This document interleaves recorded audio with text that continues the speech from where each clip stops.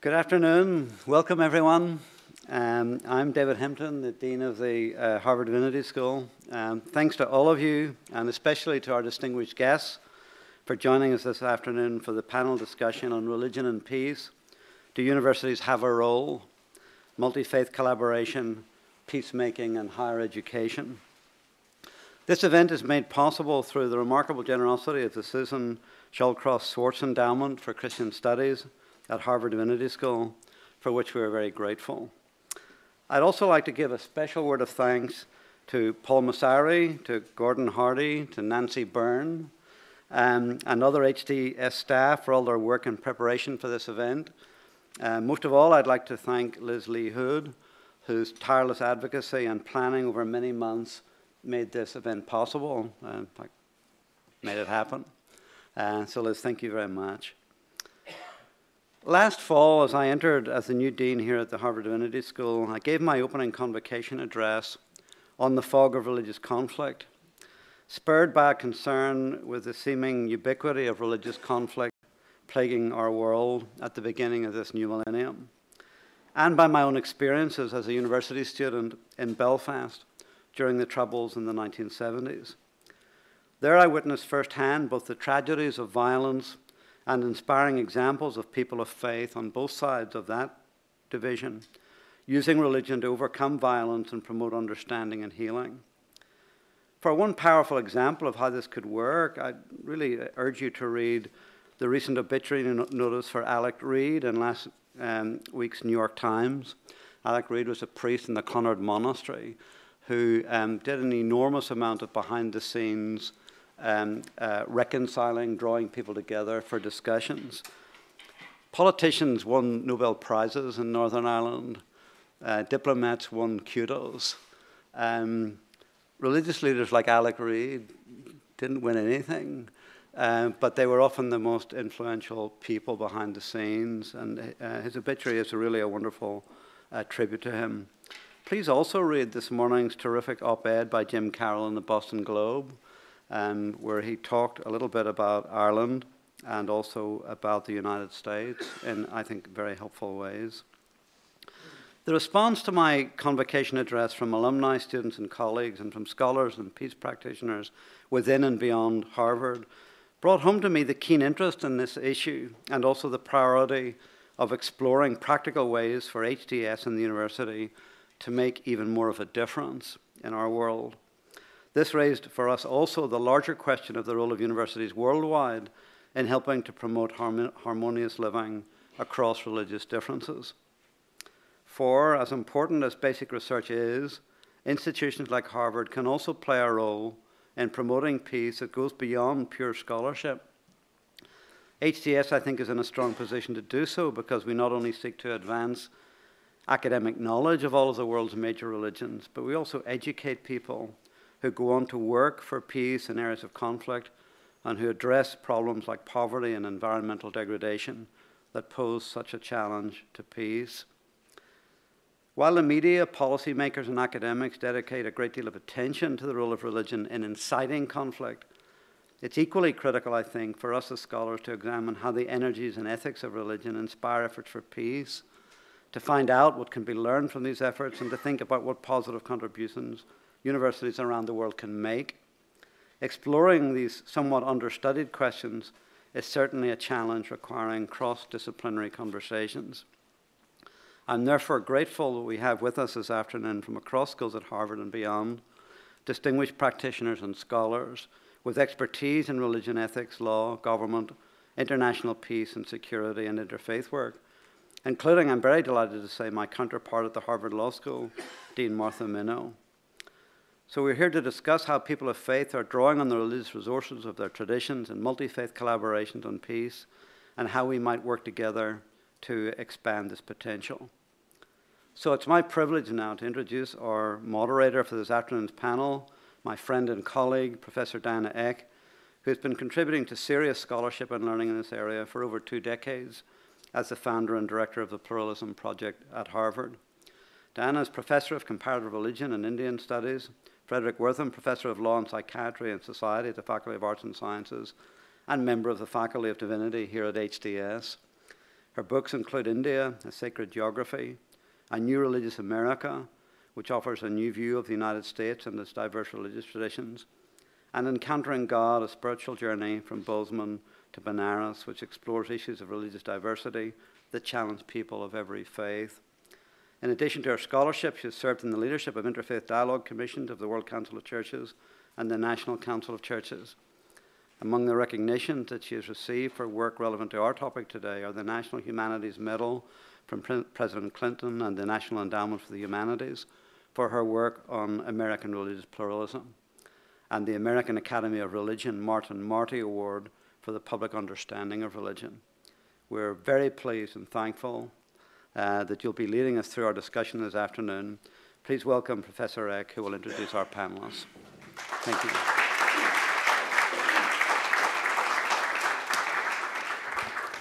Thank you, Dean Hampton.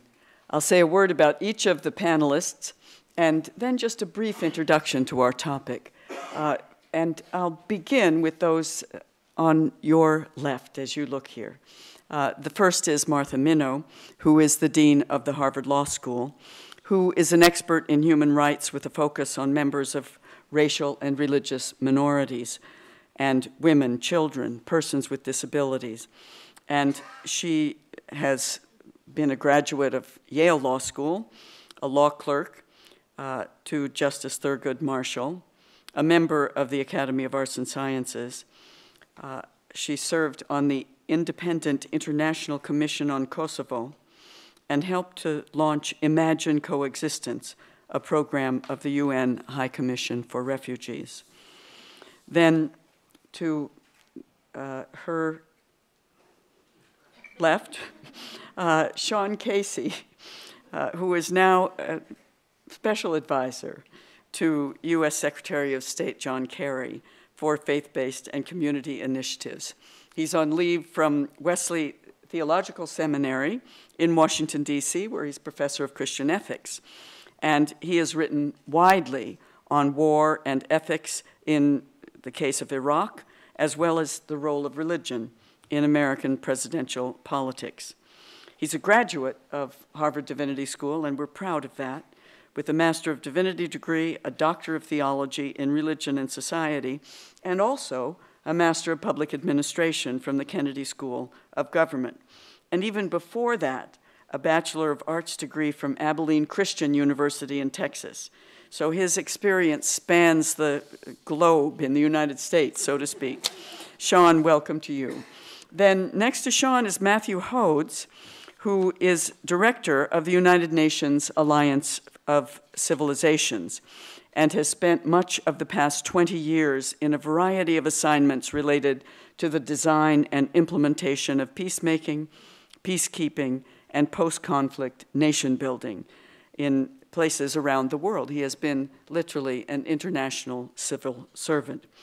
He has been director of programs at the Club of Madrid, which consists of former presidents and prime ministers, and he has also served at the headquarters in field locations of the United Nations in places like Somalia and the former Yugoslavia, and during the Balkan Wars in the 1990s, participated in ceasefire negotiations, fact-finding missions, and provided policy and legal advice. Hodes served in 1999-2001 with the Office of the High Representative in Bosnia, with specific focus on coordinating the rebuilding of the Bosnian judicial system. Then we have Jonathan Granoff, who is president of the Global Security Institute. He's an adjunct professor of international law at Widener University School of Law and a special representative for the United Religions Initiative and a co-chair of the Task Force on Nuclear Nonproliferation International Law Section for the American Bar Association. He's a member of numerous governing and advising boards, including the Global Dialogue Institute, the Jane Goodall Institute, and the Bipartisan Security Group. He's also the producer of Point of Peace on the Millennium Development Goals of the United Nations. His focus is on the legal, ethical, and spiritual dimensions of human development and security eliminating nuclear weapons, and environmental responsibility. And finally, at the far end of the table, we have our own Jocelyne Cesari, who is a lecturer here at Harvard Divinity School, also research assistant in the Center for Middle Eastern Studies and the Center for European Studies, and the director of the Interfaculty Program on Islam in the West.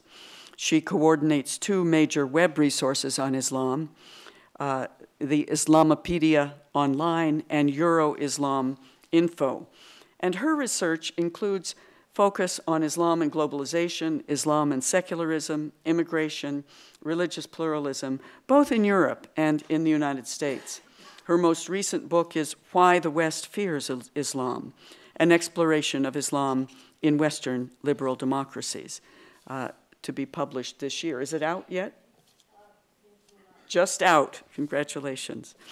So by way of introduction, I would say that the encounter of people from different religious traditions and civilizational backgrounds in cities and nations around the world, including in the United States, has really reshaped the context of religious life and calls for attention, serious study, and serious action.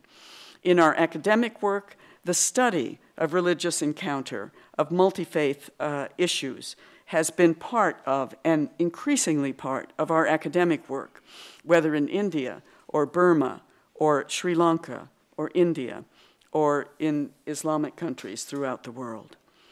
But religious pluralism is also a civic issue that engages people as citizens in their own cultural contexts and in their own nations. And in increasingly diverse societies, it raises a fundamental question of the nature of civic polity and the we of our civic life, whether in the United States or in Indonesia or in India. And to be sure, religious pluralism and encounter is also a critical theological issue for people of faith. It raises fundamental questions about one's own faith in relation to the religious other. And those questions have vast implications. So the scholarly, civic, and theological issues have their own distinctive realms of discourse, and they require us to think carefully about the meaning of voice in our work. And we can't evade the question of thinking theoretically about pluralism.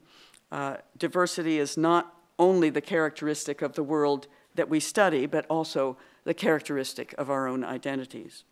And I would say in the past decades, the challenge for the study of religion has really been summed up with two words. The first, religious extremism, and the second, religious pluralism.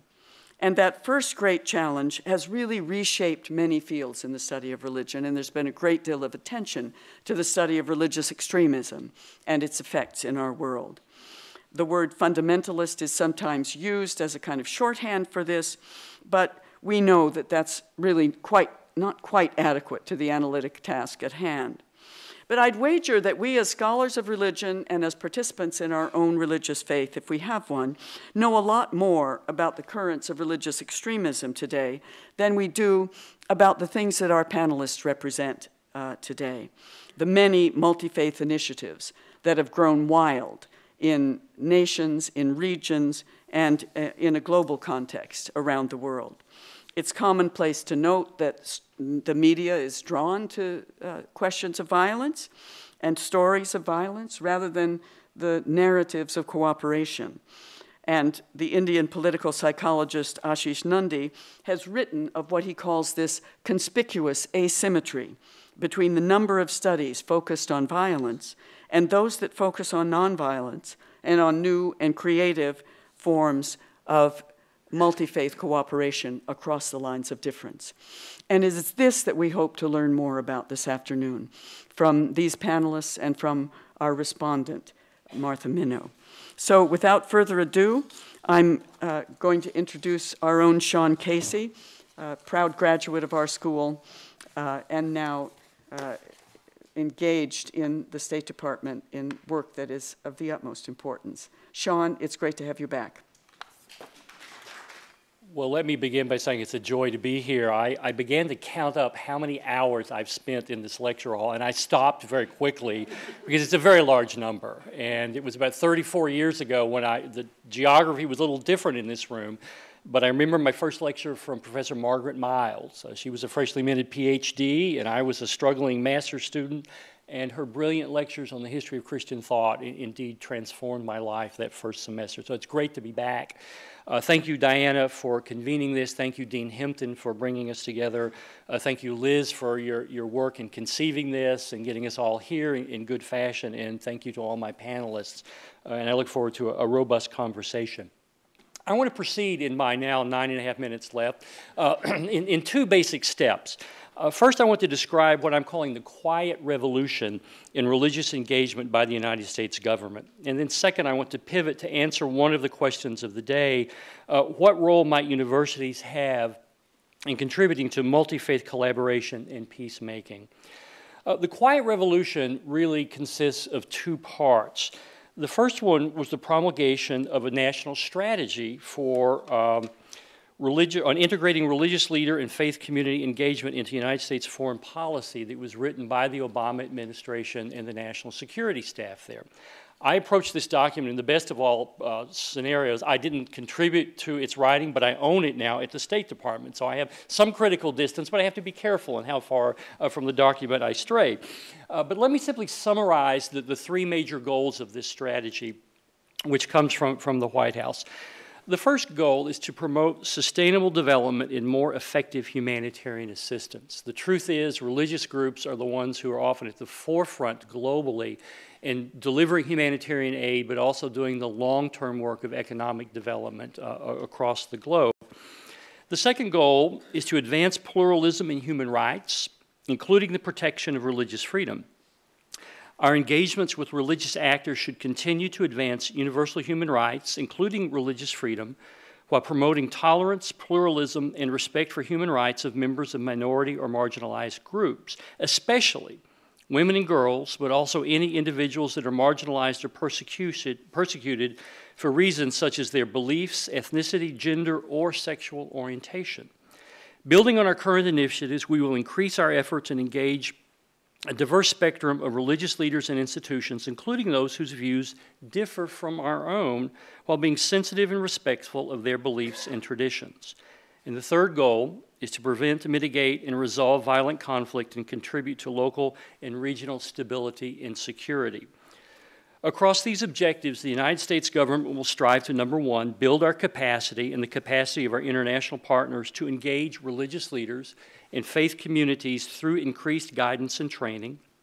Number two, institutionalize our efforts, including through development of case studies in priority countries. And number three, further develop and improve our exchanges and convenings with religious leaders. Now, this is a very ambitious strategy, and perhaps we'll talk more about that in the panel discussion, but it signals a change in the American foreign policy approach to religious engagement compared to previous administrations. Now, the second piece of this, frankly, is the launching of my office, the Office of Faith-Based Community Initiatives, which actually is the result of the work of both Secretary Clinton and Secretary Kerry, both of whom believe that we neglect religious engagement at our peril. And it was due to their work that I was invited in to launch this office. And let me just say briefly, I have three jobs. And again, we can elaborate this if we have time. My first job is to advise the Secretary as religion cuts across the big issues that he deals with. And if you read the front page of the Times or the Post or the Globe, you see that religion cuts across almost every issue that Secretary Kerry is dealing with. And it's not, despite my 2 Harvard degrees, that I'm the smartest guy on religion in each of these spaces, but I'm 2 or 3 phone calls away from the people who are the smartest in the world in terms of what religion means in those contexts. So I'm an in-house resource for the Secretary of State. My second job is to build capacity for religious engagement across the State Department. We have an amazing array of offices. I've written down 15 offices that do religious engagement. I'm going to spare you the list. But simply to say that the State Department does engage an astonishing array of religious leaders around the globe. We need to get better. We need to get smarter. We need to find partners who will make us better and smarter in that. And part of my job is to build the capacity for smarter religious engagement in the State Department. And thirdly, the last job I have is to be a point of contact for external stakeholders who want to come and talk to us about our successes, about our failures, about potential partnerships. And in the first 4 months of my tenure, I have met with over 300 faith groups and faith leaders. So there's an astonishing pent-up demand.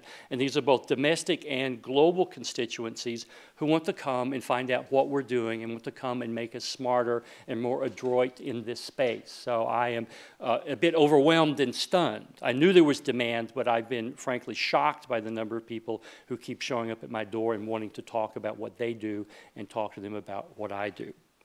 So all that's to say is I think we are at a very interesting pivot point in our foreign policy with respect to the issues that we're talking about tonight. So let me then shift and talk more about what indeed universities, and let me be blunt, let me be specific. I'm thinking in terms of what Harvard might be able to do. I do not have a global experience in higher education. I labored here more years than I care to admit in my graduate career. So I think I know some of the terrain here and the assets with which this institution is uniquely blessed. I think Harvard is uniquely prepared to make powerful contributions to building sustainable peace through multi-faith collaboration. I'm going to outline 4 areas where I think this university can make contributions. I'm going to start with some preliminary observations that Harvard possesses unparalleled expertise across law, international relations, international development, and religious studies. Any challenge it might have regarding the issue at hand, the challenges have less to do with the academic talent and more to do with the institutional structure and philosophy of the various tubs on their own bottoms, as they used to say. I don't know if they still use that language here. My own social location is shaped by my time here as a student, both at the Kennedy School and at the Divinity School, and is from my current position as special advisor to Secretary Kerry. First of all, I believe Harvard can remove some institutional barriers between schools through the establishment of joint degree programs. I essentially had to build my own degree by doing one here, one over there, and then coming back here to bring them all together. It would have been wonderful if I had more institutional support in the form of a joint degree program where I could have leveraged those assets and had a community of faculty and students to help me in that strange pilgrimage. So as I think about the wide range of religious engagement going on in the State Department, the question I keep coming back to, who's going to train the people I need to hire and that we need to hire to continue this work beyond the 3 short years I have in the State Department? We do not have people who are well-trained on the political side as well as the religious studies side. Harvard is uniquely poised to overcome that and provide the kind of students we're going to need, graduates we're going to need in places like the State Department, much less in the wider globe. So that's the equipping aspect that I think Harvard has. Secondly, I believe that the innovative use of technology as well as more traditional pedagogical tools can create space, both virtual and real, for interdisciplinary conversation and learning. One of the things I'm really interested in is hearing stories about peacemakers on the ground. I could be somewhere around the planet every week going to big hat religious leader meetings, and I will have to do a lot of that. I'm much more interested in hearing the granular stories from people who can't afford a round-trip ticket to Vienna, who can't afford a round-trip ticket to London. But I do believe through the advance in technology we have today, universities can find those voices and can convene them in cyberspace, if you will, in a very powerful pedagogical fashion. This is kind of the missing ingredient right now, as far as I can see. Again, Harvard is uniquely poised to leverage technology to have these kinds of conversations. Thirdly, I think Harvard can be a pioneer in developing interdisciplinary studies. There's a deadly virus infecting higher education today, and I've seen it in my own seminary. It's called the outcome assessment virus. Now, you can tell I have an axe to grind here, and I will cop to this. I believe we are burning so much time and energy in American higher education today trying to prove to, dare I say it, bean counters to quantify that our students are learning what we hope to teach. It's a perfectly legitimate question to say, do students learn what we think we're teaching? But where I protest is the form of measurement that is required. What they don't measure are collaborative skills. I don't know anywhere in America or globally where you can do a PhD in collaboration. That, to me, is the enemy today. We don't know how to train students to collaborate across the disciplines. Harvard, I think, has the juice, if you will, to pull that off and make it happen, because the issues we're dealing with here are not owned by any single discipline. It requires multidisciplinary training to pull that off. And fourthly and lastly, I believe that universities can address the research deficit in analyzing the quality and effectiveness of religious engagement by governments across the sectors of aid and development, the promotion of human rights, and mitigating conflict. Everyone celebrates their successful multi-faith engagement. Nobody talks about their failures. It's time we bring some independent critical eyes to these global efforts to really tell us what in fact has worked and what indeed has not worked. Thank you very much. I hope I'm not over time. I'll cede back my 30 seconds. Thank you very much. Let me echo Shaun's opening words of thanks to Diana, to Dean Hempton, to all of you for being here this evening. When I take a look at the terms religion and peacemaking, of course, I come at it from a somewhat different perspective. And I will not apologize for having been somewhat poisoned in my earlier days watching religious leaders in places like Bosnia who used their authority in ways that helped 250,000 people lose their lives. But I do believe, increasingly so, in the ability of religious leaders to play a positive role in particular stages of the conflict spectrum, but in particular in efforts to try to prevent and mitigate, and in the aftermath of conflict, reconcile. So let me take my 10 minutes to this evening and separate out a couple of different areas that I want to cover. One is a couple of conceptual notes that I want you all to understand, coming at this topic as I do from a secular multilateralist perspective. Second, let me tell you a little bit about what the United Nations Alliance of Civilizations is trying to do about it. And then third, let me give you some sense of the one place where I know Harvard can already play an important role in trying to bring these fields together. First, on the conceptual side, when we speak of religion in the context of conflict, we sometimes avoid talking about, for lack of a better term, the elephant in the room. Religion in and of itself is not really the issue in the context of conflicts that we described as religious. Identity is the issue that drives people to kill each other. Religion, in the conflicts that we talk about most frequently, represents the means by which a society chooses to divide itself into groups that then find themselves capable of killing one another. For example, you look at a place like the former Yugoslavia, and in the former Yugoslavia, for the better part of 2 generations, people weren't killing each other, they were intermarrying. And then, because particular political leaders decided that in an effort to try and bolster nationalist agendas, they would try to bring in religious leaders to try and assist in that process, you now had an additional force that helped to isolate groups, create identity, and create the opportunity for people to kill each other. Within that context, it's important to understand the concept of the other. We hear it used, we've even heard it used this evening. I think Diana started with that phrase. What does it really mean? It speaks to the issue of the psychology of warfare.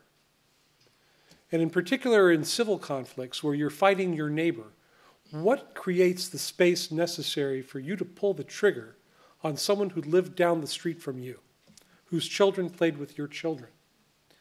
It is the ability to see that person not as another person, but as an other, someone who does not share your identity and therefore does not deserve the kind of consideration you would give to your neighbor down the street. Well, what do we mean when we talk about teaching religion in that context? Well, Shaun and Jocelyne and I were all at a couple of conferences in Vienna a couple of weeks ago where one of the attempts to try to taxonomize this issue distinguished the difference between learning religion, which had to do with learning the ritual and the liturgy and the various things that distinguish one religion from another, from the concept of learning about and from religion, which was the interaction that religions have on a sociological and even a political orientation. And I would suggest to you that this is one of those areas where academic study would be particularly useful in distinguishing between these forms of learning as it relates to the concept of religion. The second thread of continuity that I would suggest here, and these are all related in one way or another, is the concept of religion as culture, which also feeds into the identity issue.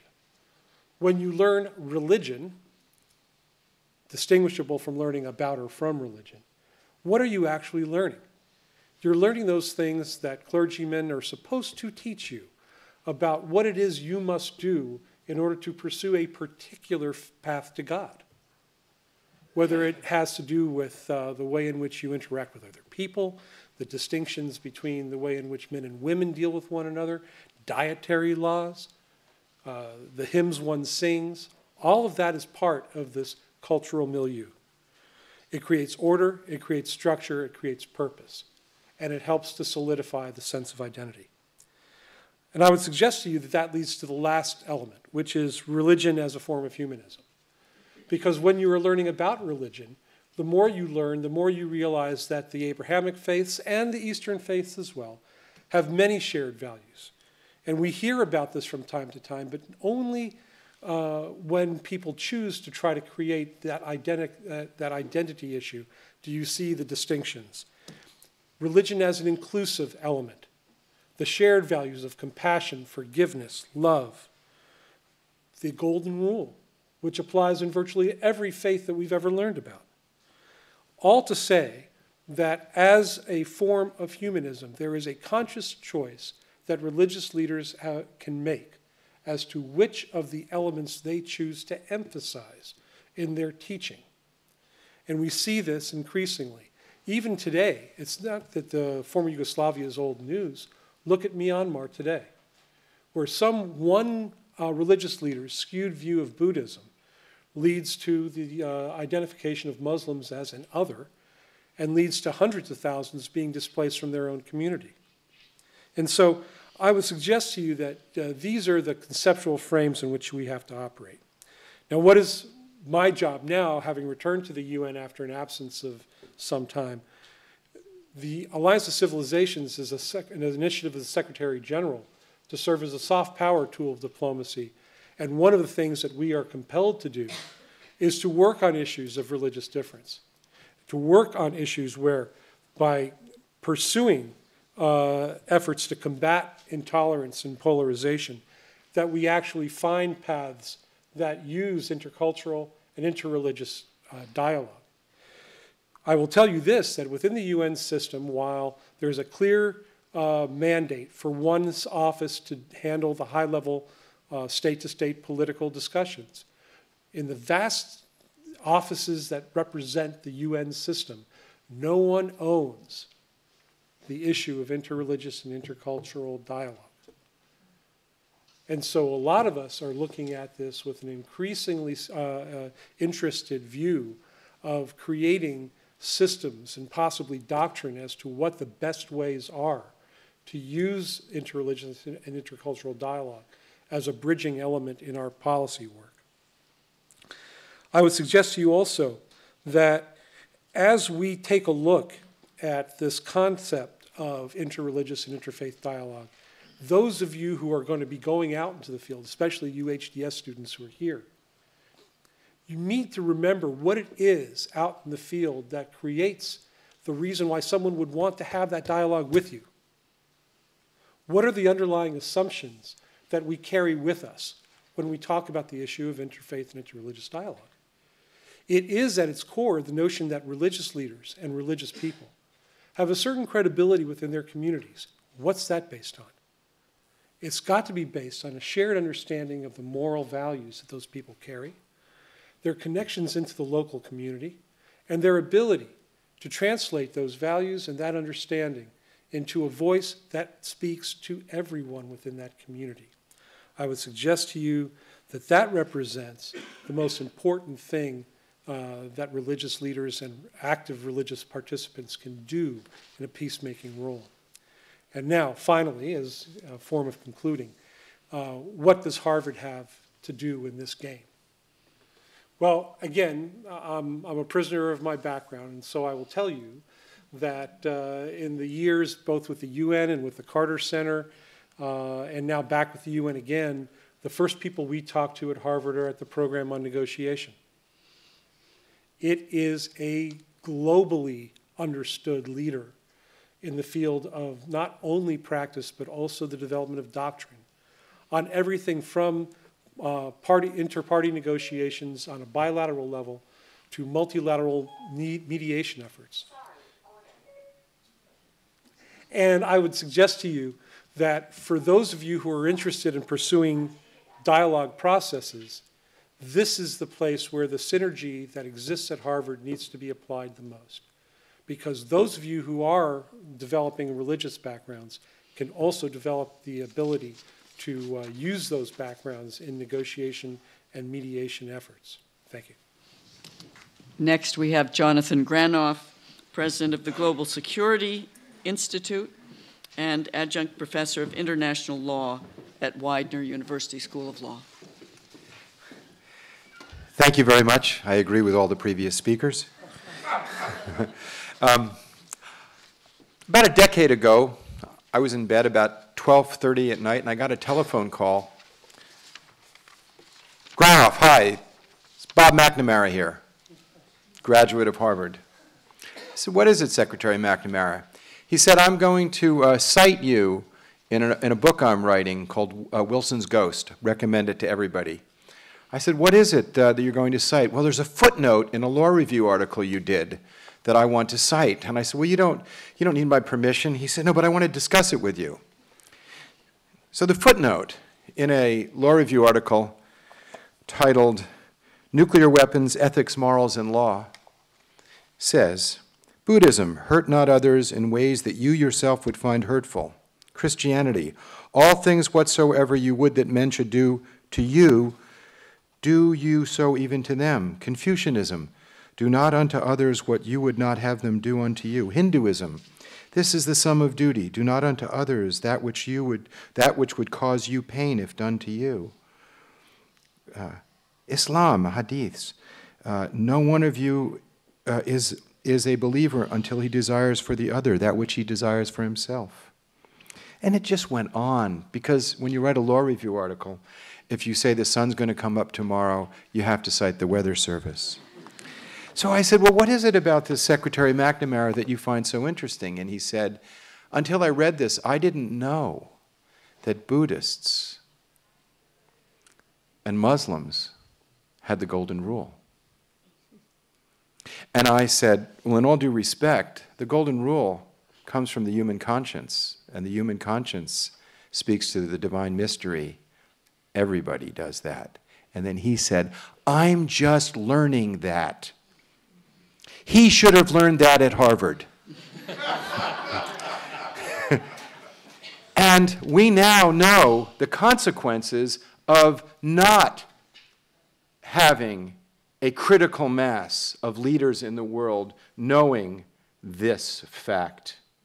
We now know that the spiritual admonition of the wise to see the human family as one, and the practical necessity of human unity to deal with a set of global challenges, protecting the climate, protecting the oceans, eliminating weapons of mass destruction, and the list goes on, require a new level of global understanding, a new level of global norms, a new level of global law, because our footprint, because of science, technology, and social organization, has now gone global.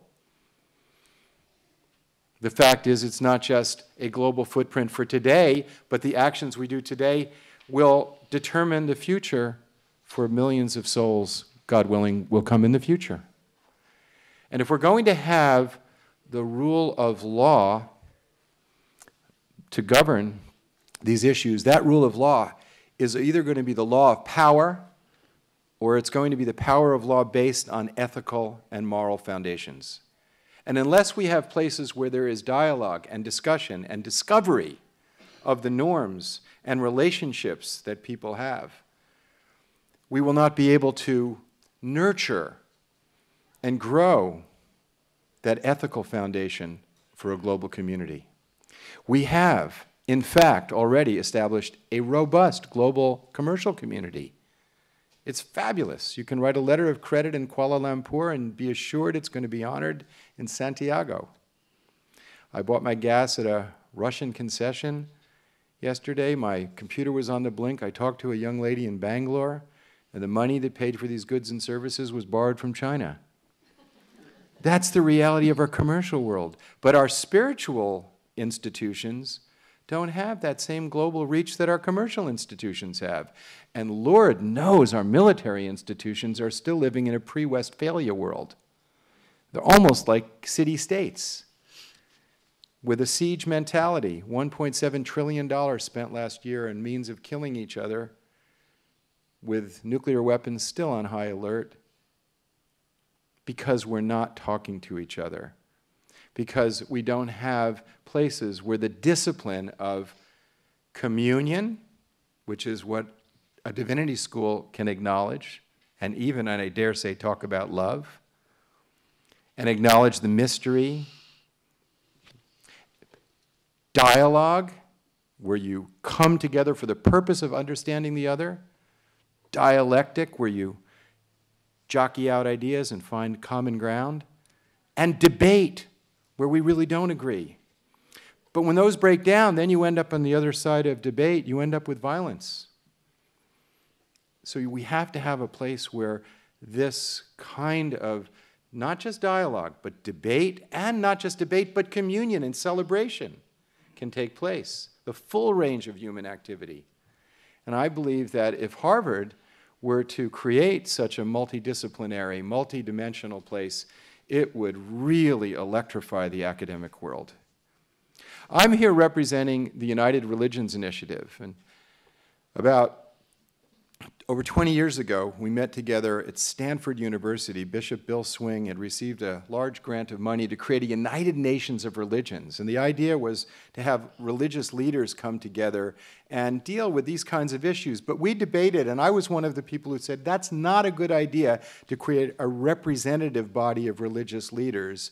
Who would represent the Christian community? Quakers who don't have a priest class?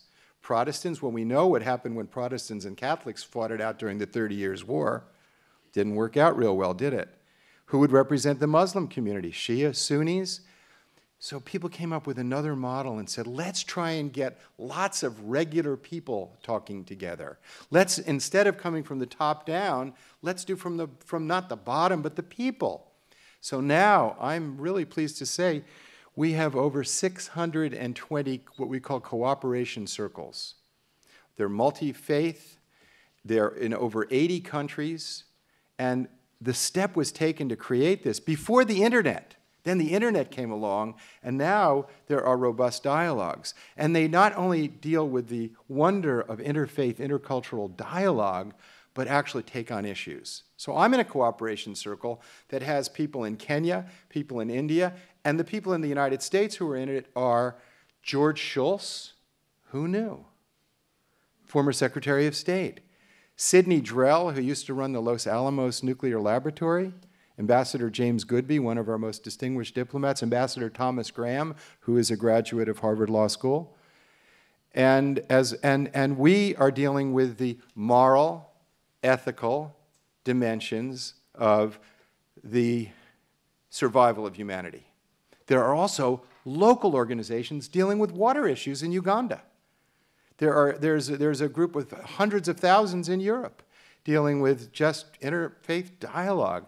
So it's the full range, and what we discovered was the idea was put out because we believed that the idea was a good idea. We built it, and people came, and it's growing.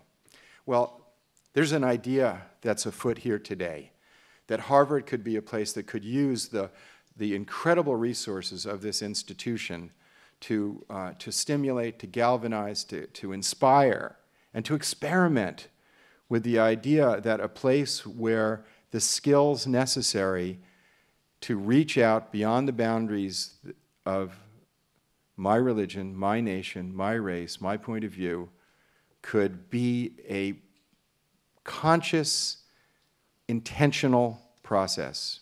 And I'm going to conclude that I believe there are two arrogances that humanity cannot survive, and such a place could address these two arrogances. One arrogance is that my intellectual explanation of the great mystery that created my life and sustains my life, and to which I will return when my body's time is up, is so superior to yours that I could kill you over it.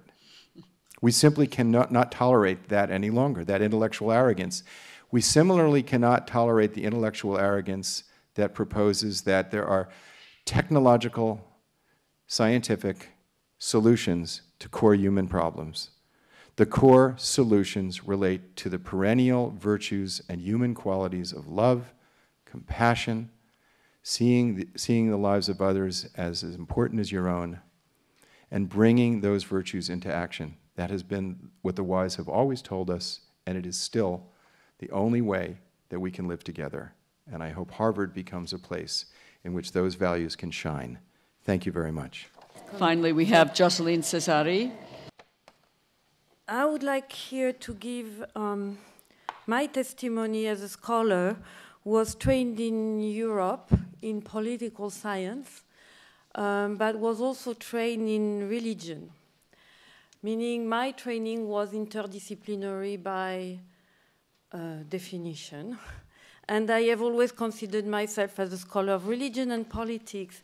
And it has been very challenging since my 15 years of experience in the US to see how much of this interdisciplinary is not translating really in the academic discussion on the role of religion and politics. And I would like to take it from here to look more closely at how Harvard Divinity School and schools of religious studies in general could take up a challenge that I think is a very important one about this interdisciplinary approach. Because when I came here, the big topic was on the clash of civilizations. And for me, this work is typical of the lack of interdisciplinary approach in the way you look at religion in one way, or univocal approach to religion, meaning religion can trigger clashes. And it's legitimate. It does happen. So how do scholars of religion bring to awareness to scholars of politics another light on religion that is what is mentioned here, the multivocal aspect of religious tradition. And it's a challenge. I have a conversation all the time with some of my colleagues who have worked on Catholicism, working on Islam. The objection I hear a lot, and not only, again, in policy-making circles, but also in academics on politics, is that religion is religion of the sword. Islam is religion of the sword. I remember one of the chapters of Huntington's book was the bloody borders of Islam.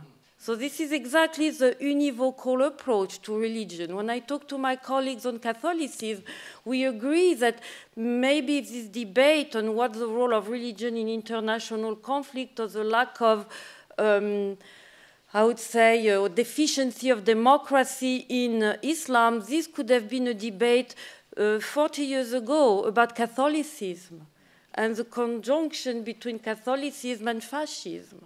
So this is the role of scholars with this interdisciplinary approach to remember that, or to make people aware, including in other disciplines that are not automatically trained in a particular religion, that religion can never be univocal. And I think it's an important point, not only for academic training, but also for policymakers that most of the time also work or operate, sometimes it's the best intention, on this particular vision of the univocal aspect of religion. The second aspect is also the other way around, meaning having been trained in political science, I have no particular, you know, inhibition vis-à-vis religion. but I can see how many of my colleagues in political science in the US have kind of inhibition or intimidation vis-à-vis religion. And one of the major arguments I receive all the time is, oh, we don't do theology. And this cuts the dialogue right there. How can you work together if you don't take into account also what the colleague does? And the problem is also, I think, on the side of scholars of religion, to look at religion beyond the belief or beyond the text. I'm saying it's important, but when we want to create these bridges, and again, I'm sorry, it looks a little like my own experience here, but I did a lot of sociology of religion. Sociology of religion, when I was in Europe, it's a challenge here. Well, for me, it was a given. And in the sense that it brings together a perspective on religion that is not only on the text or the belief, but also what people do, the behaving, what my colleague Grace Davey in the UK calls the believing, the belonging, and the behaving. And I think that religion could be one of the tasks of divinity schools could be also to broaden up the approach of religion in this sense. The second importance, and this goes more to the dialogue or with other disciplines, it's about having a role in contextualizing religion within different regional, national, and cultural environments. And again, I give here an anecdote. When my students were old enough to be adult when 9/11 happened, I used to ask them, what did you do after 9/11? And a lot of them went, and a lot of Americans did that actually, went and bought a Quran. And so my whole job over a semester was to try to explain to them that if they want to understand, you know, this radicalization of a group of people vis-à-vis Islam, the Quran is not going to be helpful on its own.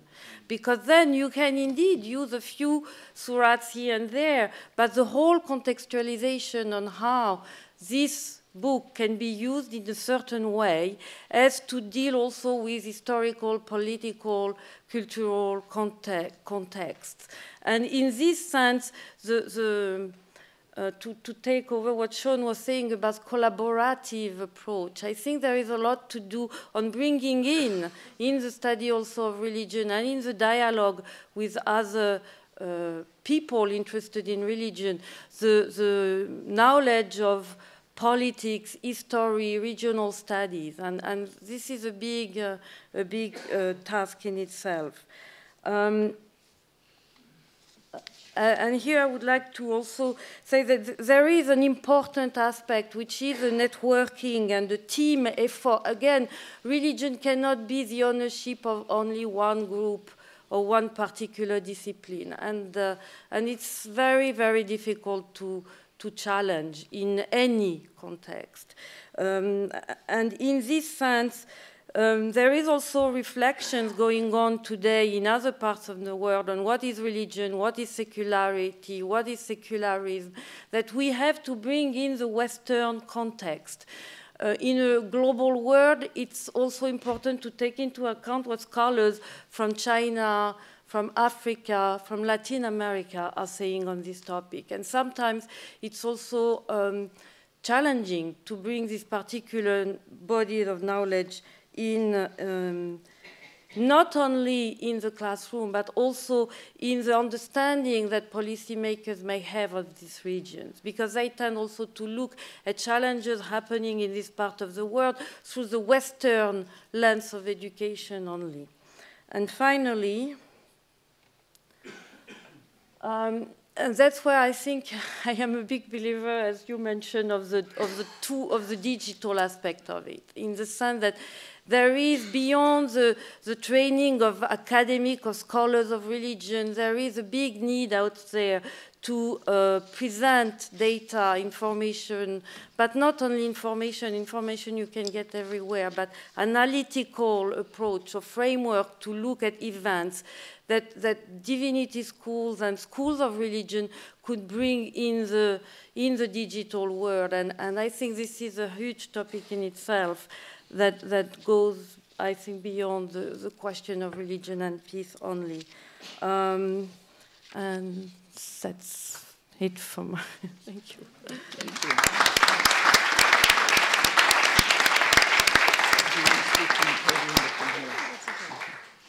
I'd like next to turn to our respondent, Dean Martha Minow of Harvard Law School. Well, this is quite a wonderful set of comments, though I am brought to a memory once attending a conference, long day, the very end of the conference, the very last panel, the very last person on the very last panel began by saying, everything that needs to be said has been said, but not everyone who needs to say it has said it, and then proceeded to talk at length. So I will try not to do that, but I did learn a great deal from these remarks. I incorporate them all by reference, especially the thanks that were offered at the beginning.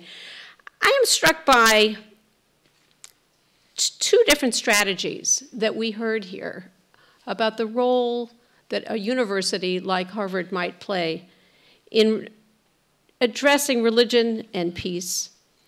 One you could call the thin one, and one you could call the thick one.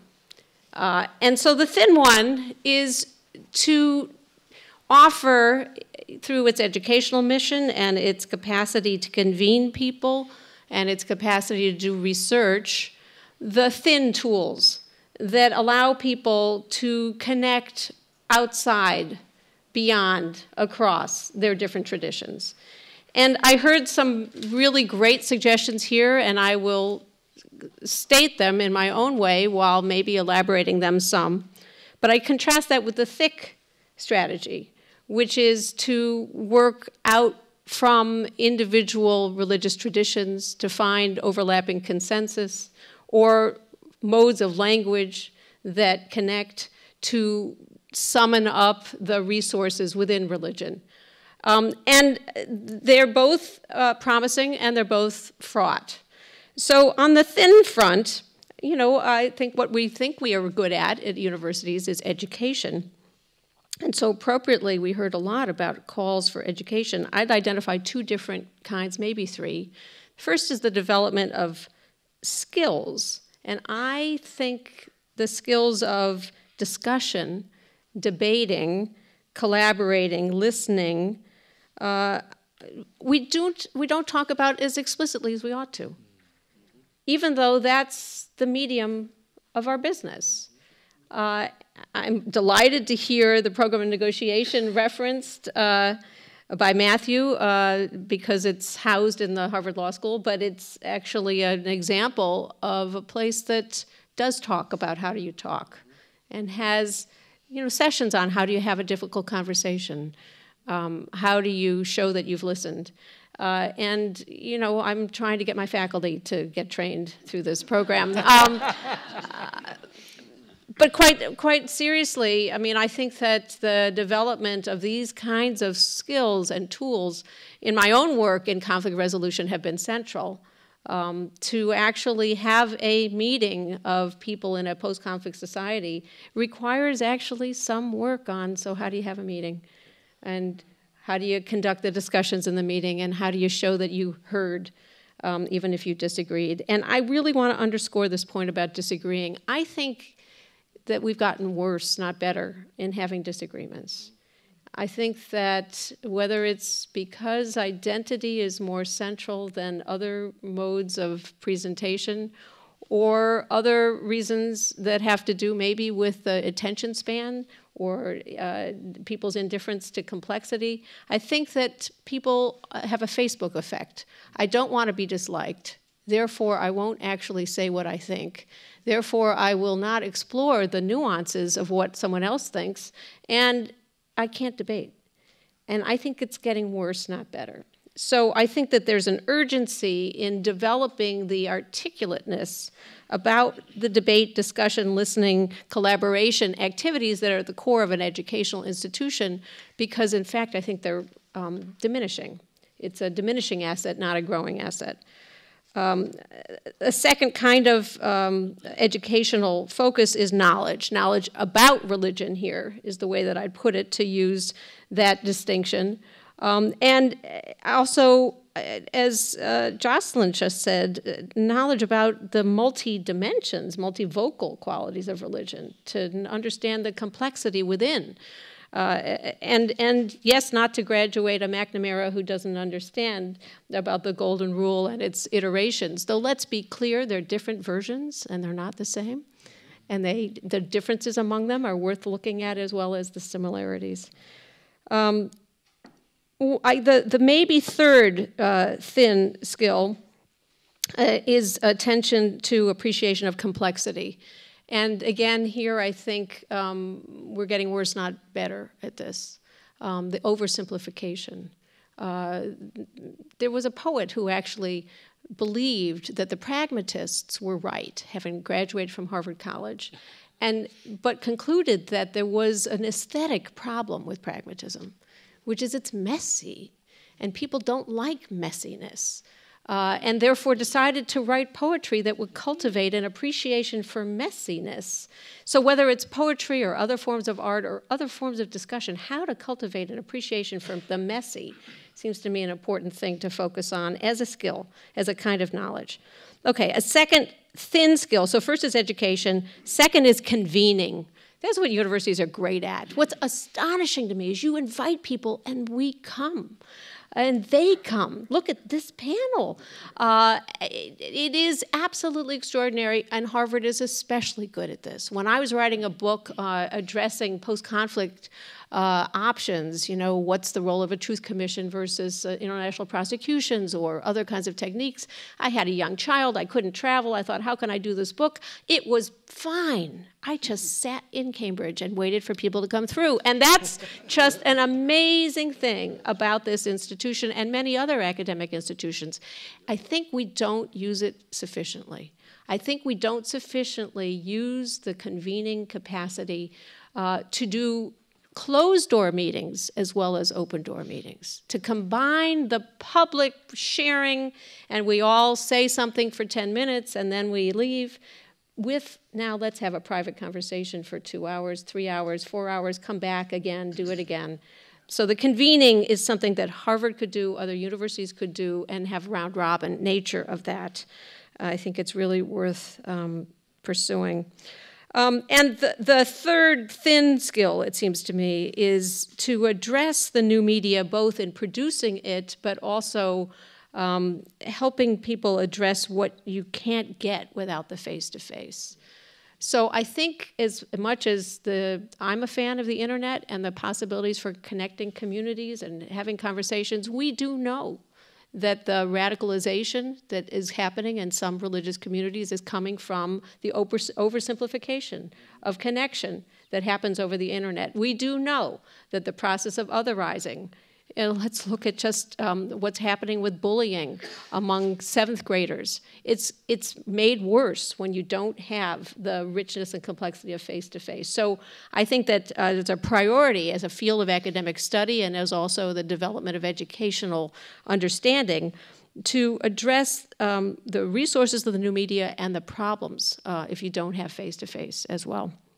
So those are the thin. On the thick, well, I think that we heard from Jonathan particularly, but also from others, the rich resources within religious traditions to talk about the universal, to talk about the spark of the divine within each person, to talk about what it is that leads to humility so that you can make room for someone that you do not understand, to have a sense of mystery. We can, each of us from our own traditions, mine is we'll talk about repairing the world.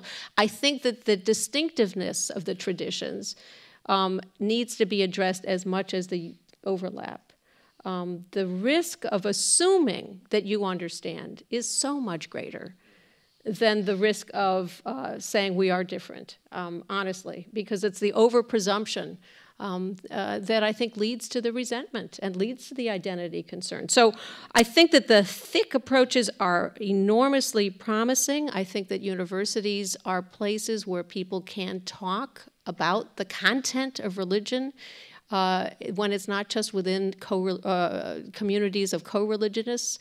And at the same time, this has to be done with great caution because there can be great mistakes that are done in the leap to claim that we all understand and we're all the same. So thick and thin is what I would suggest. I heard as strategies, and I think that both are needed with some humility. Thank you.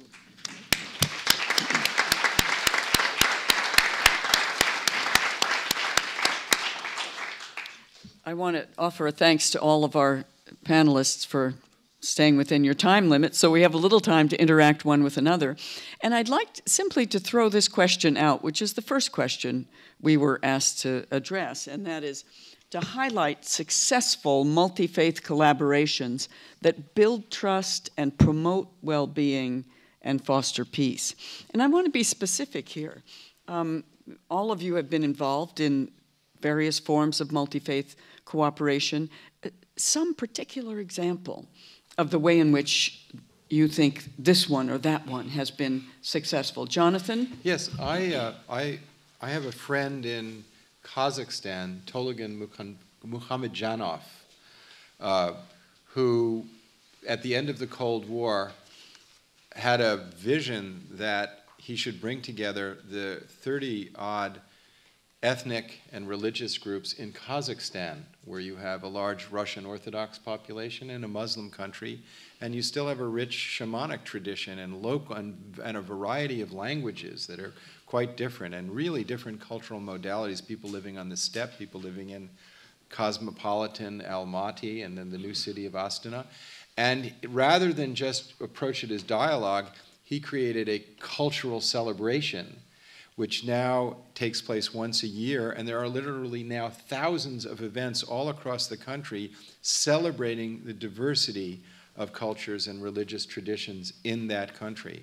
Now, that country is in a region, if you compare it with its neighbors of Tajikistan, Kyrgyzstan, Uzbekistan, Afghanistan, Pakistan, which have all suffered ethnic and religious conflict, I believe that the difference, one of the main differences, is that contribution that this one man did by creating this initiative. And he just lit the match, and then it lit up in people's hearts. I've been there, I've seen it, I've seen the authenticity of it. And so that's just a small example in a region in which we don't think of as a region in which there's a tradition of tolerance that we associate with the Western Enlightenment. But they don't have that intellectual tradition. They just brought the people together, and it worked. Does anyone else on the panel want to contribute to this, Shaun? I'm tempted to talk about the soccer fields of Northern Virginia, but I'm not going to do that because, frankly, in my own family's life, that's where the most powerful interfaith dialogue is actually taking place in my daughter's life. But I won't go there. One of the most fascinating stories I've learned in my long 4 months now at the State Department was a collaboration between Islamic Relief USA and what would be the least likely domestic partner with Islamic Relief in a Syrian refugee camp for Syrians in Jordan. Well, I would say the Mormons, but I bet they are doing it. The Mormons, indeed. Islamic Relief is partnering with the LDS Church. Wow. Yeah. Which, even as I say this, I'm still, I mean, I've talked to the Mormons and I've talked to Islamic Relief about this. It was a perfect match. Islamic Relief had the technical expertise. They had access to Jordan. The LDS Church had money and supplies and volunteers. And it was, frankly, Islamic Relief giving them access and technical capacity to evaluate their actual work on the ground that led to this, the most unlikely of collaborations I could think of in that space, which is Syria today, as you know, is perhaps the greatest humanitarian disaster in my lifetime. We have 5 million internally displaced people, 2 million refugees. Even if we find ourselves in a post-Assad world that tomorrow morning, it's going to take generations to rebuild that society. And yet here you have two fabulous groups with absolutely different skill sets have found a way to collaborate. And historically, the LDS Church is a proselytizing church. It's the heart of their mission. They have added a fourth mission to serve the poor. Shaun, it's not the first time they did it. I mean, No. they came together after the tsunami in Indonesia and sent plane loads of supplies exactly and right. personnel. So they started a form of cooperation that Now, I'm pleased to know has gone on. It's continued, and now the fascinating thing will be that what kind of theological discussions does this lead to? When do they? That's the thin part, frankly. But what's going to happen in terms of the ongoing conversation between deep adherence to these very different faith groups? And I'm in no position to predict, other than the fact it is going to happen. And so I think that bears watching. Martha. Well, it's a little different, but I offer it anyway. There's an initiative called the Divided Cities Initiative that brings together people from post-conflict societies from the different sides of the conflict, many of them different religious leaders, but all in the same room from different regions. So from Cyprus, from Lebanon, from Northern Ireland, and what I've witnessed in the meetings of these groups is actually to have the chance not to stare at each other, but to stare out is often just incredibly empowering. And also to be able to speak about the shared problems in the different contexts. So to watch people in Cyprus talk with people in Northern Ireland about whether or not a truth commission is helpful, it unlocked a whole lot of things. You know, it's kind of like an AA meeting where, you know, we're in this together. So that's one that I saw that I thought had some real promise. Very helpful. Matthew, do you want to come in on this, or? Well, there's a different way of looking at it, which is there is actually one durable peace agreement that ended a war that was done by religious people within our lifetimes. The civil war in Mozambique was concluded based on an initiative that was started by parish priests inside Mozambique. Now, I didn't want to jump in because it's not multi-faith as such, but parish priests in Mozambique knew that there was a resource in Rome called the Community of San Egidio. And they brought them in, and the process started in a church with a parish priest in between the warring factions. It grew into something bigger using the resources of San Egidio, and San Egidio then handed it off to the UN to complete a mediation process that ended in the Rome Treaty that resolved, what was it, 18-year civil war? The other setting that I would suggest deserves greater study is the use of interreligious councils in post-conflict settings. Martha was talking about truth commissions, which we've seen work, in some cases with great success.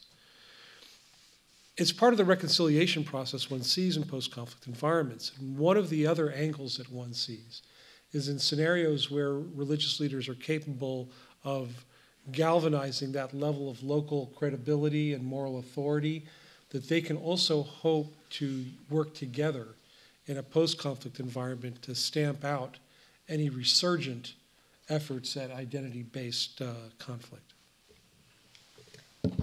Jocelyne? I have one. I just want to say, you just told my example on Sant'Egidio. I have not seen it in Mozambique, but when Sant'Egidio is a very interesting example of trying to do diplomacy on religious base. And when I was still working in Algeria, there was this terrible civil war going on between state actors and Islamic groups, and the only international organization who could bring them together around the same table was Sant'Egidio. It didn't succeed as it did in Mozambique, but there was the only one. Nobody, no European representative, no international organization could do that. Only Sant'Egidio, because they found a way to talk a language that was making sense to all of them. So I say, yes, you have examples of this kind going on.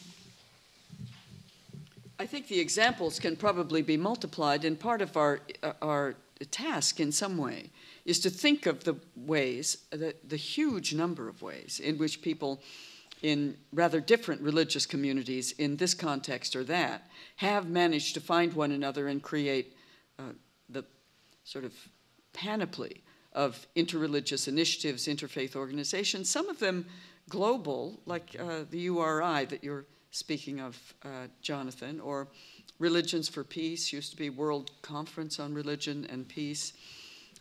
Even the Council for the Parliament of World Religions managed to bring people together in an extraordinary kind of populist way, some of whom are religious leaders, but many of whom are just citizens of 150 countries around the world who think that this is an important thing to do.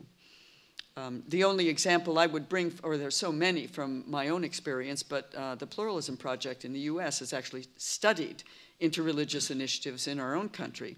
Not so much a country of crisis, although we have our own crises, to be sure. But one example in Omaha, Nebraska, where the Muslim community, the Reform Synagogue and the Episcopal Diocese have actually bought property together to begin to create a tri-faith campus. And they worked on this for a number of years. And you would imagine that this would not necessarily always go smoothly, and it didn't. In fact, in December 2 years ago, during the first crisis in Gaza, it almost completely unraveled. What happens when the issue of the sort of exchange between Israel and Palestine in Gaza is inserted into the attempts at sort of fraternity in Omaha. And that it's one of the things we've written a case study about, because at that moment in time, somehow these religious leaders and people from their congregations managed to find a way of talking about the pain that each of their communities was experiencing without having to feel that then that was the only place where pain was being felt. And somehow that's, there's very sort of small lessons that one can glean from this kind of experience. Let me turn to whatever questions you might have of one another in this discussion, and then we can turn to questions from the rest of you who are gathered here. No questions from each other. Let me sort of think about this. There are plenty of these global initiatives, and one of the things I think that we find a little bit too difficult is when we have the panoply of faith leaders from across the world who are then photographed in colorful diversity, and that becomes sort of the icon of a multi-faith moment. And yet you realize that this is not going very far beyond a kind of global gathering.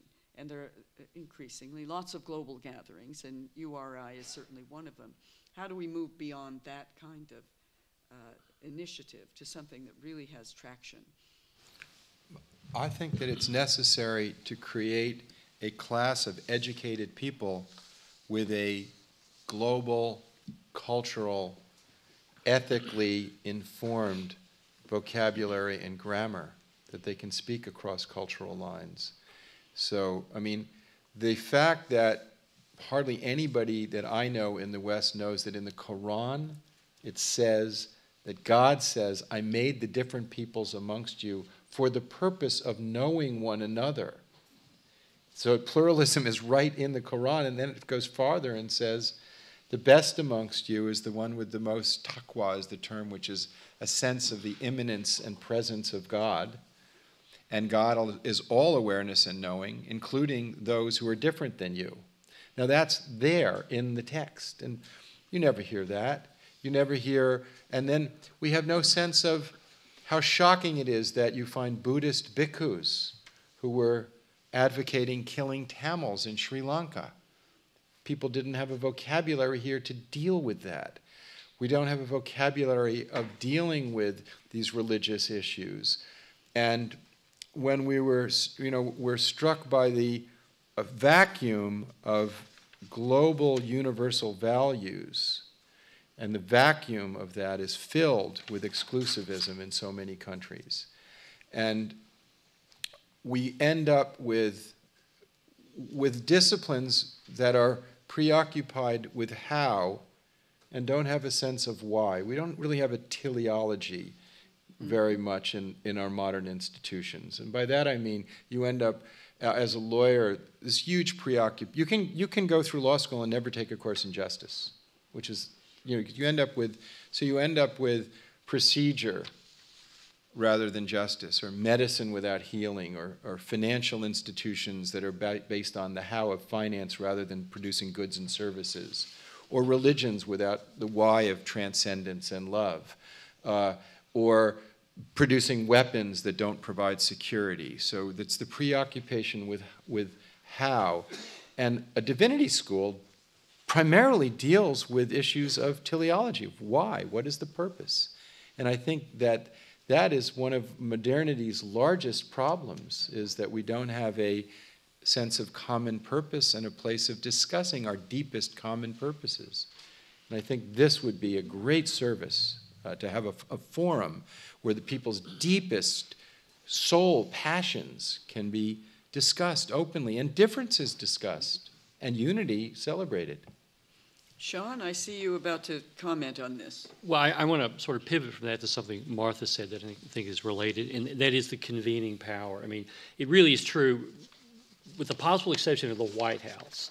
Harvard has a convening power globally, and maybe even more than some White Houses. Let me just add that caveat.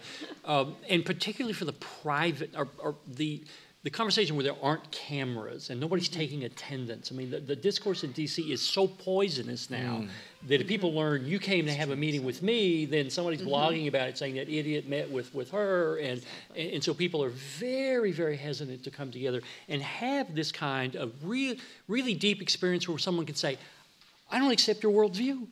Really, I disagree with your worldview, but we live in the same country. How can we stop from killing each other? And so I'm intrigued by your comment about not only the open doors, but the closed doors. I mean, I can think already there are several groups of people I would love to have had in the same room, but I can't do it in Washington. I can't do it in the State Department. And yet you may be able here to create that safe space where people are not going to bare their souls when they think somebody on the outside is writing it down and going to be blogging about it. And I think that prevents a lot of the real discussion from going on. So first of all, I applaud you, but can you say a little bit more about what that might look like in an interdisciplinary fashion? And maybe you do this already. I don't know. I'm looking at the dean here. You have thoughts?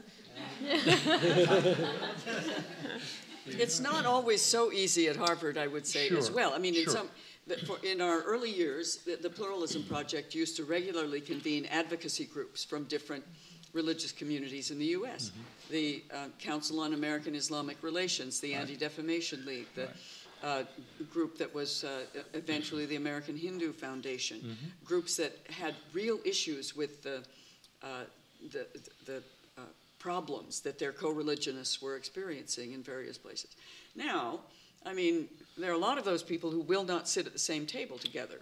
And eventually the Anti-Defamation League said, no, we can't come anymore because the Council on American Islamic Relations will be there. These were closed sessions. Yeah, right. But, you know, there are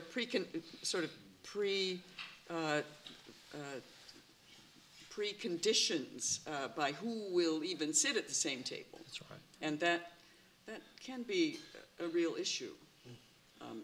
I would say one other thing is that over a number of years, and it was an easier conversation, we had a group of women who came to Harvard, again the convening power on women, religion, and social change from South Africa and the West Bank and Israel and Egypt and India and Thailand, and women who were very involved in the sort of movements for significant social change within their own countries. That was a very difficult discussion. It was over the course, twice we had them, once in the 80s and once in the 90s, much older. And the temptation is to have them all back again, because now they're in their 80s, most of them. But the discussion over a period of days, which you probably have experienced in a number of contexts, where you can't just come to a panel or come to a two-day meeting and then go home and forget what you have said, but you know, or whom you have offended, but you really have to stick with it. And there were some pretty difficult and taxing discussions. Then we have to say, well, what are the outcomes of this? I don't know. I mean, you know, I do think that interfaith dialogue among women has a little less of the entrenchedness that some of the men have, especially the ones in their outfits, but... If I can just pick up on that, yes, you're absolutely right in the sense that once the panel is done, you need a driving force to create a broader, that's what Martha was aiming to, you know, how do you go from a presentation with, you know, discussion? Yes. And I think you need a driving force, and I think institutions could do that here. And it means that it's not just one thing, it's being able to, after this event, to create some conditions for networking and the willingness to keep the discussion going. So this is the most important point here. It's not just, you know, we cannot solve anything in one of these. I'd take it a step further. Dialogue processes, by definition, do not necessarily result in outcomes. Mm-hmm. They're processes. They are not negotiations. They are not mediations. Mm-hmm. And so if you come to something that you want to describe as a dialogue process with the underlying assumption that there will be an outcome, mm-hmm. you've already put yourself into a disadvantaged position. It's about the interchange of ideas. But Matthew, you already said that the first place you would turn in some of the most difficult places is to the program on negotiation. Yes. Negotiation has its role, to be sure. It does. And dialogue And dialogue processes are a part of that family of conversations. Mm-hmm. There is an example of the situation in Tajikistan in the 1990s, where there was civil war in Tajikistan, but it was largely a sporadic effort that now has, of course, been overcome. There was a 10-year dialogue process in Tajikistan as a prevention mechanism. 10 years. You know, they might have the occasional document describing an agreement amongst multiple parties, but there was never any grand peace agreement. It was a process. And so that's an important underlying assumption to take on, that dialogue processes are part of the family of conversations that PON can teach about. But it's something that we, and especially in this context, is extremely important. Martha? Well, it's just a couple small thoughts. One is that creating the context in which people will have repeated occasions to connect with each other is challenging, but it can be done, especially if you start with people who are on the younger side or earlier stages in their careers. I think that if Harvard or another institution created some kind of a process in which there was a project and you make a commitment and it evolves over time, actually, even to have a credential is not a bad thing. So that's one thought. A second thought is that and I've seen students, my own students, talk with each other from, they share a country, they would never talk in their own country. Mm-hmm. Yes. This happens here over and over again, and I think that that's a resource if we could figure out a way to build on it much more. A third small thought is that take subjects that are not themselves about religion or conflict, but maybe are about environmental sustainability or poverty or other subjects like that. And I don't think we think systematically about, well, what's the religious dimension of this, or who are the religious contributors to this discussion? You know, this university has initiatives in each of these areas, but I don't think they think about the religious dimensions. That's a role for the Divinity School to contribute, and I think then to harvest the fruits of that kind of work would also itself be very worthwhile. I'm aware of the fact that we have promised to turn to all of you for questions and comments. We're not asking you to write them down, but I'll try to articulate them as clearly as I can, but please try to be heard in this room as well. Yes, sir. Would you identify yourself? And Robert Chu, I'm a member of HILR, that's Harvard Institute for Learning and Retirement. Used to be a former professor of computer science. And my comment is about the importance of your comments here. It's really terribly important. However, there's been no mention of non-religious people, the non-believers, the agnostics, the atheists, and the people who hate religion because of the damage that has been done over the ages.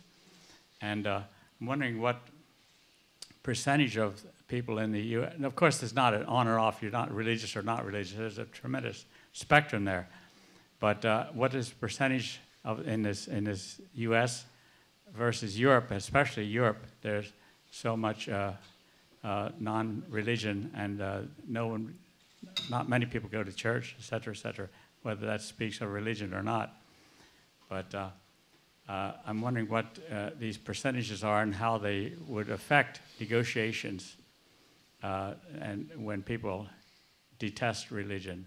That's an important factor. I think one of the things at Harvard is that the humanist society as a way to bring people together that could be expanded upon, I think. Thank you. thank you. Yes, would you like to respond to that, Jonathan? Yes, in the United Religions Initiative, we are specifically incorporating the humanist perspective precisely because of those reasons.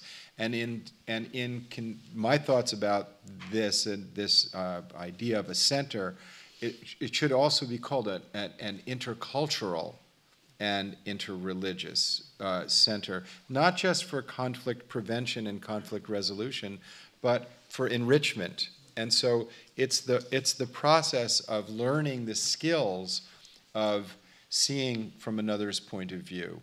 And I also think these different modalities, like Matt pointed out, that negotiations have a goal. Dialogue is a different goal. Dialogue is a tool that's used in negotiations, but negotiations have a goal. But there's a negotiations project at Harvard. It would be great to also have a dialogue project.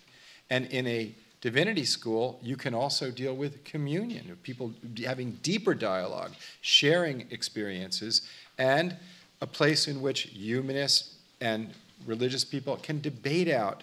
But the goal in all of it, is building a vocabulary, a cultural vocabulary, where people will be able to prevent worldviews from clashing and emphasize common ground. Now, Harvard there's many areas in which different modalities, people who learn labor relations negotiations. There's entire schools of psychology now. I mean, the University of Pennsylvania has a program where they're investigating happiness. And the country of Bhutan has a gross happiness index. Well, they found out that people are happier when they live in community in which they can communicate with different people. That's part of what makes people happy. So there's now a whole broad range of skills that could be brought to the table. Shaun, would you like to respond to this also? Yeah, I would simply say, based on my tenure here, in any given classroom at Harvard Divinity School, there was no presumption of specific belief. In fact, there were many classrooms where it was very clear you were in a minority, if in fact you had a specific identifier. So that inclusiveness lives in these halls. I mean, I never experienced any sense of alienation or segregation or condemnation for people who brought, frankly, no faith, but an avid interest in the subject. So I think that is actually a real resource, at least at this graduate school, where I sense no animosity or sensed any ostracizing of students because they would clearly present their own lack of personal belief. Well, the other thing that's very interesting here is that first we have your the Pew Research Foundation that actually has done a great deal of research on your question about how many of us here and elsewhere would describe ourselves as none, N-O-N-E, having no particular religious community. And that is, you know, on the upswing among everyone, but especially among young people. Among young people, it's about 1 in 4. Right. But the other thing is that that humanist chaplaincy here, it includes many people who want to be, as non-religious people, very engaged in religious dialogue. Mm-hmm. And that's a phenomenon I think that everyone would welcome. Mm-hmm. Someone else? Yes, Janet. First of all, thanks to all those really interesting panel with so many important points raised. I just wanted to make one very particular point, which has to do with perhaps a distinction between the moral resources that religious leaders can muster and conceptualize and develop as leaders in places of dispute and conflict. Making a distinction between that and on the second hand, the kinds of dialogue that have been spoken about, which certainly are going to break down barriers and make for further communication, but a distinction between that larger category of dialogue and the particular kind of dialogue having to do with worldviews and theologies. And I just wanted to say that I think it's important to recognize that so many places where there is conflict in the world, it's even under the banner often, like say in Israel and the larger Arab world, under Judaism versus Islam, where I'm not so sure that that's really, I don't think that people hate each other because of their worldviews or theology. It's about economics, it's about power, it's about land ownership. Yep. And I think that one of the things I think us as educators at the Divinity School, I'm here at the Div School myself, is to sort of sometimes point out, you know, certainly in the process of identity making, where religion is used as a guise in the sense of identity making when it's really not. And you know, it's hard to say what is religion and what isn't. We're all aware of that problem, but we want to be careful not to raise religious conflict up as so much about theology and worldview when oftentimes it actually really isn't. Yes. And to help people, you know, recognize that is a way perhaps of recognizing what the real issues are and disassociating them from identity. And that's something we try to do in the classroom. I'm just wondering how we reach the wider world and get people to understand this point because it's so pervasive. Thank you, Janet. I wonder if we can take a couple more questions just so that you have a chance to speak, and then we may have to leave it at that, but it would be good to hear your voices. Yes? I'm going to stand up. Just introduce yourself. Yeah, I'm going to offer another voice from the Harvard Divinity School student body. My name's Ariane Johnson, and I'm a Mennonite here studying Islam. And I thank you all for your wonderful perspectives and insights, and I'm wondering, or I'm assuming that all the Mennonite leaders, you know, were probably unavailable, but but you know, throwing John Paul Lederach into the circle. I've just wanted to offer a couple observations and then a few little ideas for our dean right over there. At my time here at this school, I'm a third-year MDiv, and a lot of conversations with my friends and in classrooms and everything, we do such a good job here in this school of deconstructing and trying to wrap our minds around the deeper, complex issues in every situation. This practical idea of convening is such a wonderful challenge to me, and I think that it's something we really need to grasp here at the school, even within the student body, because we have potlucks where we talk about what a great environment we are in All of these emerging leaders are here. And yet, after orientation week, this beautiful week where you get together with all of the incoming students and hear their stories, we get really kind of relegated into our classes and the tracks that we've chosen, and those become our friends, the people that are in our subject areas, which is a sad thing to me. When I was applying to this school, I was looking at Harvard Divinity and Claremont because I heard from my professors in undergraduate school that these are the two schools that are really like taking the idea of interfaith education really seriously and fostering those environments on campus. And I'm wondering whether or not there are ways we can figure out how to not only convene the student body between disciplines and between the graduate schools, because the Divinity School, I'm taking a class at the Kennedy School this semester, which is just a completely different environment, and I'd really like to take politics into the Divinity School turf some days, but wondering how we can maybe implement those cooperation circles that were mentioned here as like a core element of our curriculum, and also as a feminist scholar or one learning feminism, I have so much appreciation for the panels, the women professors, the visiting scholars who are brought in every year, who are doing all this research around the world and bring that to us as a student body. I'm wondering if we could tap into resources, bringing scholars from peace institutes like the Kroc Institute, or Eastern Mennonite University has this amazing conflict reconciliation transformation program. So many universities are really grappling with these issues. Could we bring scholars to us here and learn from them? And then the one third thing, I'm writing my thesis this year, and I'm trying to figure out how to create an identity map as a tool for like an online resource thing in order to like help dialogue mediation work. And I don't know anything about technology. I know I'm young, and I have a lot of friends who do, but at this school, I think we need to really figure out how to promote the classes that are really practical and needed for the work that we want to do in the world. And so I'm sure that those classes probably exist at like the business school or the law school or Kennedy School. We need to know about that. We need to be like having our schools just like promoting and correlated, and I don't know if that resonates with anyone else. Thank you. I think, let me just assure you that your questions and comments will be taken into our dinner table conversation in just a few minutes. So I think we have time for one other from one of the students here. Yes. Thank you. I'm not a student. Does it matter? It's okay. I'm not a student, but I'm a lawyer practicing international arbitration law. I'm based in New York and Istanbul, and I'm in the dispute resolution group.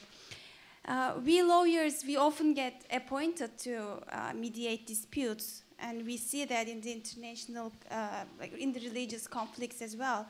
I'm actually wondering if there can be courses addressing to the law students to teach them international those disputes, to teach them how to resolve, to teach them how to understand interfaith collaboration, to make them emphasize, to be able to empathize with the others.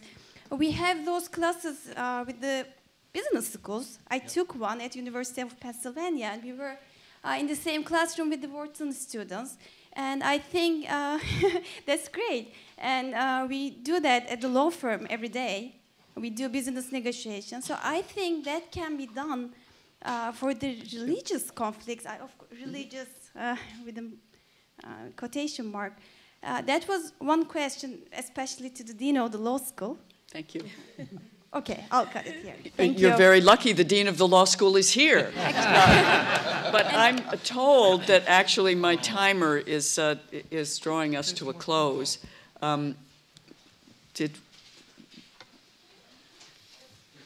Do we have time for one more? No? What? No, I think we should. Okay. Well, then I'll stand up as if that were a signal.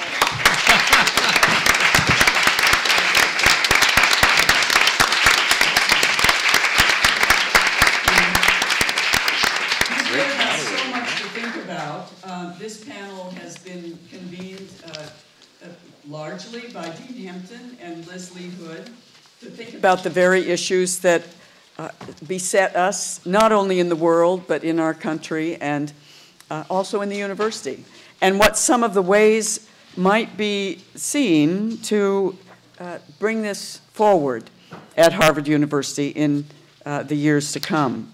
We have a long history of this in some ways right across the street, the Center for the Study of World Religions, and if you ever cared to look into their charter, it is really to learn about the great religions of the world, but also to bring that knowledge into the practical affairs of the world today.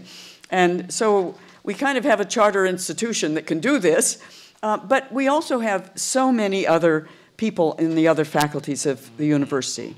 The law school, and it's been a great honor to have Martha Minow with us today. There's a long history of engagement with her.